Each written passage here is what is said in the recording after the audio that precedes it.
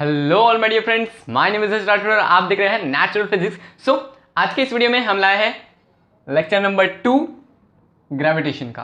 तो हमने पिछले लेक्चर में देखा था Kepler's law of planetary motion, तीनों लॉ उसमें पढ़े थे। और इस वीडियो में हम एक ऐसा लॉ पढ़ने वाले हैं जिसकी वजह से न्यूटन बहुत फेमस है। ठीक है, तो वो है gravitation, Newton's law of gravitation. Newton इसकी वजह से फेमस है, क्यों? क्योंकि उसके सिर पे एप्पल गिरा था। ठीक है, तो वो बात अलग है। तो आज के इस वीडियो में हम पढ़ने वाले हैं Newton's law of gravitation, Newton's law of gravitation. Okay, तो न्यूटन्स लॉ ऑफ ग्रेविटेशन ये होता क्या है? तो सुनो, पहले एक एक्सपेरिमेंट हम करेंगे मतलब हुआ है बुक में, तो वो पढ़ के बता रहा हूँ। सपोज आपके पास एक बॉल है, इमेजिन करो, आंख बंद करो और इमेजिन करो आपके पास एक बॉल है रेड कलर का। आप एक ग्राउंड में हो और आपने सिंपली उसको एक अपवर्ड फोर्स लगाया, मतलब आपने उसको थ्रो किया अपवर्ड डायरेक्शन में। एक बॉल है जिसको आपने ऊपर की तरफ फेंक दिया, ठीक। और फिर अगर आपने बहुत ज़्यादा ताकत लगाई होगी तो वो जाएगा 30 ठीक है 10 फीट ऊपर जाएगा, 30 फीट 10 फीट ऊपर जाएगा। और जाने दो 10 मीटर वो ऊपर जाएगा। और फिर एक अट्रैक्शन, फोर्स ऑफ अट्रैक्शन के कारण वो नीचे आएगा। फिर से फोर्स ऑफ अट्रैक्शन के कारण नीचे आएगा, वो क्या है? Gravitational force. तो सुनो, तो ये कहानी है न्यूटन सर के ज़माने की। उस टाइम पे क्या हुआ था कि न्यूटन सर एक पेड़ के नीचे बैठे थे, ये कहानी सबको पता है। पेड़ के नीचे बैठे थे और उन्होंने ऑब्जर्व किया कि एक एप्पल ट्री के नीचे बैठे थे वो, और एक एप्पल ट्री पे से नीचे गिर गया। तो इसमें क्या है? एप्पल तो ऐसे भी गिरते रहते। तो सुनो, उनको क्या अलग लगा, वो पहले से ही ग्रेविटेशन के ऊपर काम कर रहे थे। तो उन्होंने क्या, वो एक एप्पल के पेड़ के नीचे बैठे थे और फिर अचानक ऊपर से एक एप्पल गिरा, उनके सिर पर नहीं, बाजू में गिरा। वो सब बोलते हैं उनके सिर पर गिरा, पर एक्चुअल में उसके सिर पर एप्पल नहीं गिरा था। तो वो एप्पल उनकी साइड में गिर गया, उनके सामने गिर गया। उन्होंने देखा कि एप्पल ऊपर से गिर रहा है और उन्होंने तब शायद 3 लॉ निकाल लिए थे। तो उसमें से फर्स्ट लॉ, हमें पता है कि न्यूटन का फर्स्ट लॉ है कि an object continues to be state of rest और uniform motion along a straight line unless and until a net external unbalanced force act on it। इसका मतलब है जब तक कोई चीज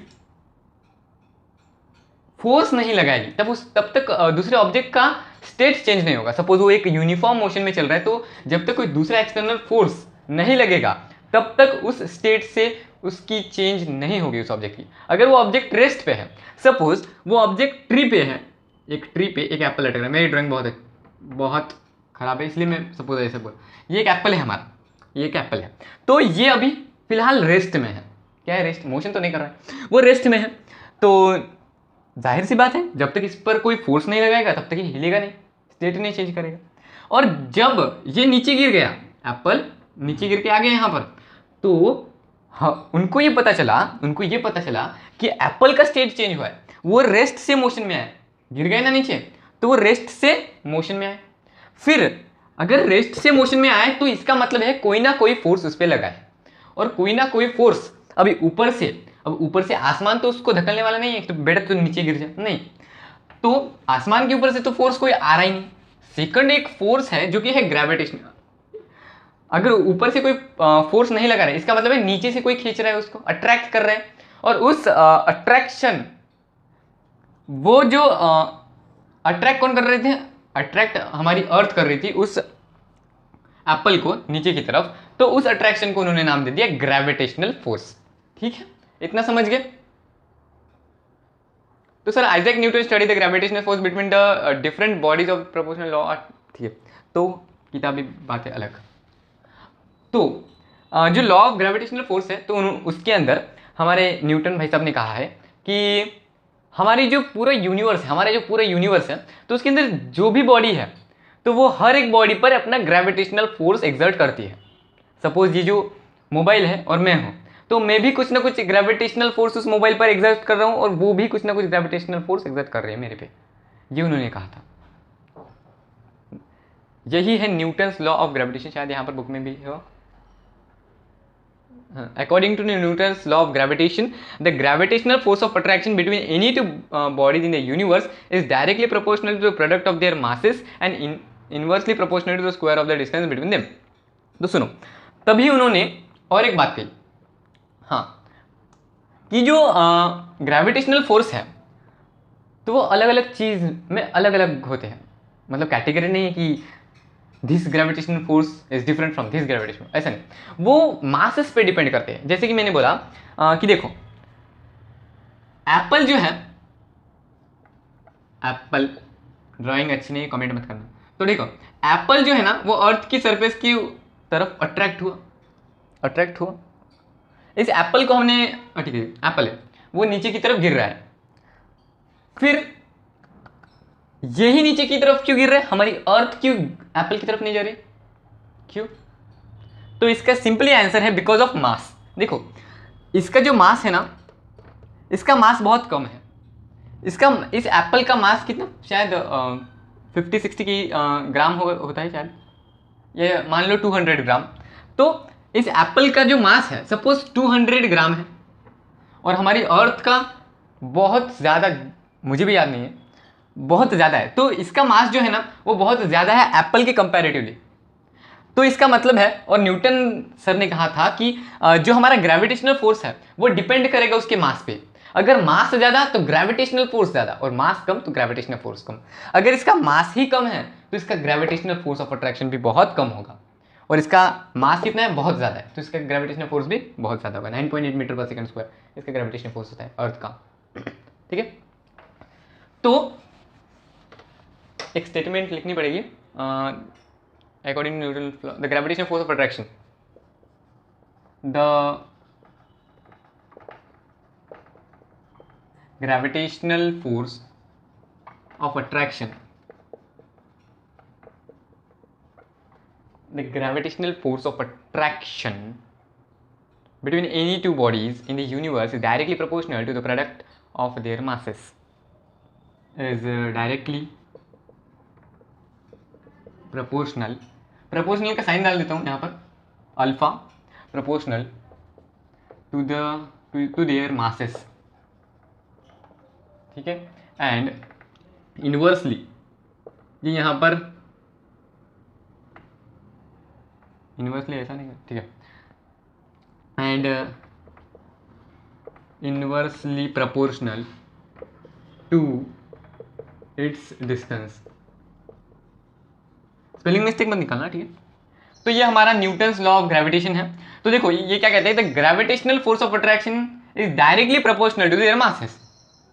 gravitational force of attraction directly proportional to the masses. Suppose हमारे पास एक ऑब्जेक्ट है, दो ऑब्जेक्ट है, ठीक है, दो ऑब्जेक्ट है, इसका हमने मास ले लिया m1 और इसका मास ले लिया m2, ठीक। तो इनका मास m1 और m2 है, तो न्यूटन्स का लॉ क्या कहता है, the gravitational force of attraction is directly proportional to their masses. अब इनके बीच में जो ग्रेविटेशनल फोर्स ऑफ अट्रैक्शन होगा, मतलब m1 m2 की तरफ अट्रैक्ट होगा और m2 m1 की तरफ अट्रैक्ट होगा, समझ गए। देखो यहां पर फोर्सेस अगर आपको दिखानी है तो क्या बोलेंगे आप, फोर्स ऑन m1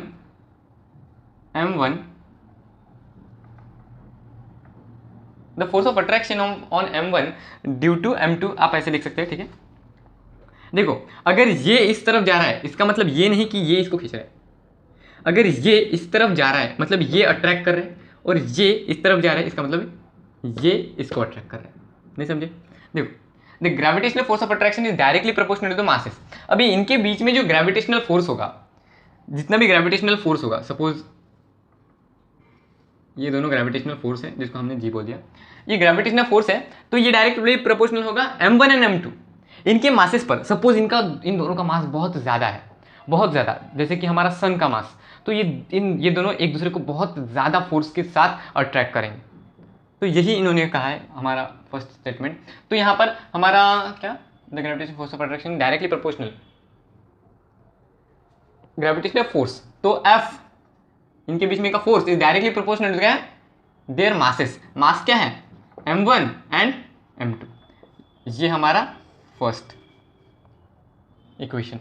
दूसरा क्या है, and inversely proportional to the distance. अभी सुनो, अगर हमारे पास दो बहुत बड़े बड़े स्टार हैं, सन इतने बड़े, और उनके बीच में ग्रेविटेशनल फोर्स होगा, बट अगर मैंने आपको ये बात बोली कि उनके बीच का जो डिस्टेंस है वो 400 लाइट ईयर्स है, तो क्या उसके बीच में ग्रेविटेशनल फोर्स होगा? नहीं, इतना दूर के डिस्टेंस में ग्रेविटेशनल फोर्स तो काम नहीं करता। तो सुनो, ग्रेविटेशनल फोर्स के लिए कम नज़दीक डिस्टेंस चाहिए, और एक तो सपोज इनका मास अगर एक ब्लैक होल जितना भी होगा, ब्लैक होल जितना इनका ग्रेविटेशनल फोर्स होगा, तो भी अगर मैंने बोला 400 लाइट ईयर्स की दूरी, तो भी बहुत हो गई, तो भी ये एक दूसरे को ग्रेविटेशनल फोर्स ऑफ अट्रैक्शन नहीं होगा। तो इनके बीच में जो ग्रेविटेशनल फोर्स है वो डिपेंड करता है उनके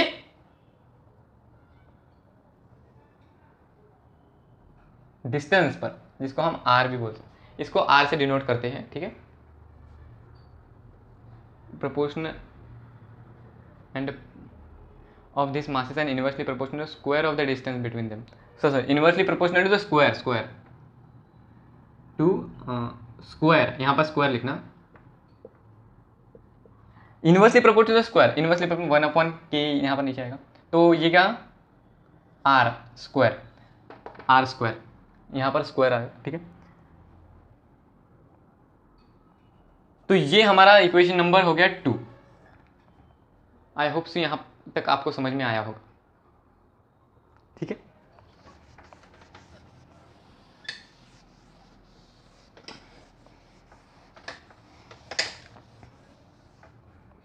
तो अभी सुनो, और अगर ये इक्वेशन नंबर हमारा 1 है और ये इक्वेशन नंबर हमारा 2 है, इन दोनों को मर्ज करो, फोर्स क्या है, कॉमन, प्रोपोर्शनल टू m1। सुनो, यहाँ पर कांस्टेंट ला सकते हैं क्या हम? हाँ, ठीक है, दे दे, कांस्टेंट अभी नहीं लाएंगे, ठीक है। m1 यहाँ पर 1 की जगह पर m1 m2 लिख देंगे, m1 m2, नीचे क्या है, r स्क्वायर, ठीक है। इन दोनों को मर्ज कर देंगे। इसके बाद ये जो प्रोपोर्शनलिटी है, प्रोपोर्शनलिटी को हम इधर साइड करके के लिख सकते हैं, जो कि कांस्टेंट ऑफ प्रोपोर्शनलिटी होगा। बट अगर हमें यहाँ पर ग्रेविटेशनल चाहिए तो हम कांस्टेंट ऑफ जी करेंगे ना। तो देखो, F इज इक्वल टू, ये प्रोपोर्शनलिटी का उधर का मतलब वो कांस्टेंट हो गया, तो कांस्टेंट ऑफ जी बोल दिया हमने, ठीक है। तो m1 m2 upon r square, इतना समझ गए? देखो, G is the constant of proportionality called universal gravitational constant. इसको हम यूनिवर्सल ग्रेविटेशनल कांस्टेंट कहते हैं, यूनिवर्सल ग्रेविटेशनल कांस्टेंट, ठीक है, समझ लेना। इसके बाद तो देखो, जो हमारा ग्रेविटेशनल फोर्स होगा वो डिपेंड किस पे करेगा, उसके मासेस पर, और उन दोनों मासेस के लेंथ की बीच में जितनी भी डिस्टेंस है तो उस पर भी करेगा, ठीक है। सपोज अगर हमें फाइंड करना है कि हमारे पास दिया हुआ है, ठीक है, शायद है, हाँ, ठीक है, हमारे पास है m1 देखो, m1 is equal to m2 is equal to 1 kg, और जो हमारा r स्क्वायर है, r square is equal to 1 metre. यहाँ पर r जो है ना 1 मीटर, तो यहाँ पर फॉर्मूले में पुटअप कर देंगे, तो यहाँ पर g, ठीक है, g m1 कितना है, हमारा 1 इंटू 1 अपॉन r स्क्वायर कितना है, 1 मीटर, 1 का square. So f is equal to g, 1 into 1 तो g होगा, अपॉन 1 का स्क्वायर 1, तो f is equal to g, और ये क्या है, g न्यूटन। तो ग्रेविटेशनल फोर्स का भी कुछ इसके अंदर होता है, ठीक है। आई होप सो यहाँ तक आपको समझा होगा। उसके बाद देखो, यहाँ पर ग्रेविटेशनल फोर्स का मैं बता दूँ आपको वैल्यू, जी का, ये बिग जी बोल रहा हूँ, ग्रेविटेशनल फोर्स नहीं, ये बिग जी का वैल्यू है 6.67 इंटू 10⁻⁻, देखो 6.67, किसी किसी के बुक में 6.66 भी दिया होता है, ठीक है, तो ऐसे समझ सकते हो। ये ग्रेविटेशनल कांस्टेंट की बात कर रहा हूँ मैं यहाँ पर, ग्रेविटेशनल फोर्स नहीं। 6.6 इंटू 10⁻⁻11 kg न्यूटन मीटर, फिर वो बाद में लगाएंगे। तो ये उसकी वैल्यू है, ये यूनिवर्सल ग्रेविटेशनल कांस्टेंट का वैल्यू बता रहा हूँ, ठीक है, ये इतना है। इसके बाद ज़्यादा कुछ है नहीं। और जो ये जो ये बिग जी है, ग्रेविटेशनल कांस्टेंट, तो ये एक स्केलर क्वांटिटी है, तो शायद इसका जो डायमेंशन फार्मूला होगा तो वो है m-1, m⁻⁻⁻1, फिर ml⁻3 और mlt शायद -2 है, ठीक है। तो ये हमारा यूनिवर्सल ग्रेविटेशनल कांस्टेंट का फॉर्मूला हो गया, ये डायमेंशनल फॉर्मूला है, ठीक है, डायमेंशन, ठीक है। आई होप सो आपको ये वीडियो समझ में आया होगा। नेक्स्ट लेक्चर में क्या देखेंगे, inverse square law. Next lecture में हम इनवर्स स्क्वायर लॉ देखेंगे। तब तक थैंक यू।